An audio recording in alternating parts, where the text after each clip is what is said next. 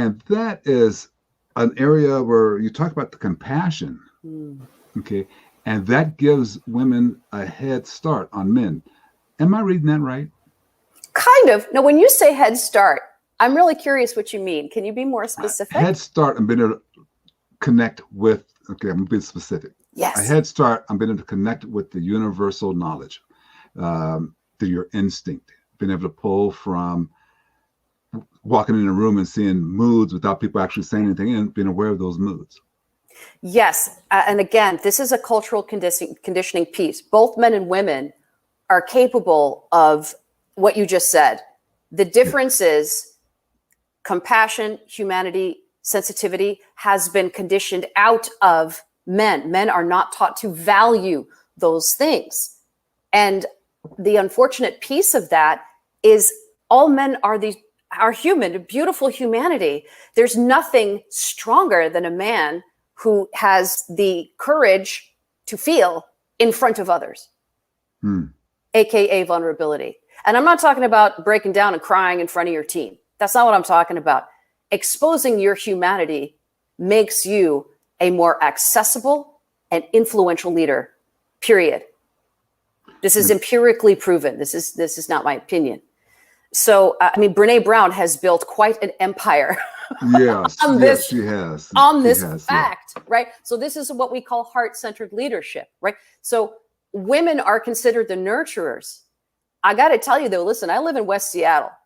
I've never seen, this is daddy town. I have never seen so many dudes, and I'm not talking about like daddies. I'm talking about dudes, tatted up, cap wearing, you know, cigarettes in the back with the baby Bjorn.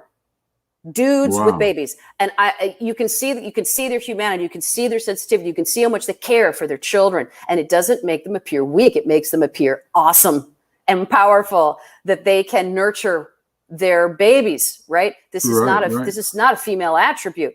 It's just that men have been taught it is not safe to have compassion. It is not safe to feel. So when I wrote Compassionate Self-Defense, it was mainly to help women see that they don't need to learn to fight like men in order to be safe in the world. That's completely unnecessary.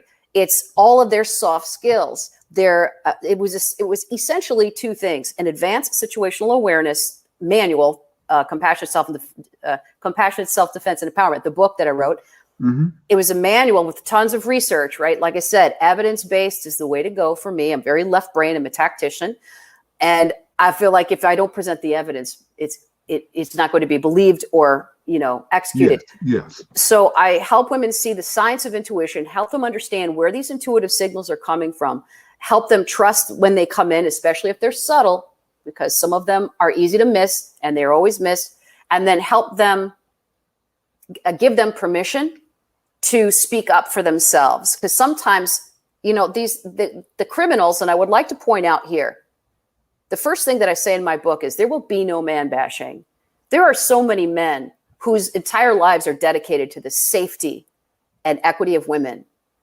And it's very important that women see that, and that we don't allow ourselves to be fooled by the dehumanization that's going on in the media, right? Yes. That's the compassion piece. These men are walking wounded, and they were not born this way. Something went down in their childhoods, and they are in pain. That's who's doing these crimes. And it's like 10% of men. 90% of men are not on the radar because they're awesome. Yes. Yeah. And that's how the media makes money. So we won't go down that road. But we're not going to go down that road. That's a whole different podcast. And I think that's a very powerful spot to start with, though, to think about, okay, we're not bashing anybody. Okay. And especially that small minority that's getting the news headlines. Okay. We're not bashing those. What we're talking about, though, is a balance. Yeah. Okay. Now, I was, by the way, I spent yesterday at the best university in the world. We're getting ready for the fall. So we can disclose that later on, what that best university is. I didn't realize that when we talked the other day that you went there as well. So indeed. That's why I'm smiling like this. Yeah. I was so impressed with the, don't want to call out his title without his permission, but he's a big mucky muck in the arts and science. I was so impressed with the amount of programs that they're running to help us balance out. Yeah. His ability to connect with instinctual work, the things that he wants the deans are doing at different schools. It's powerful.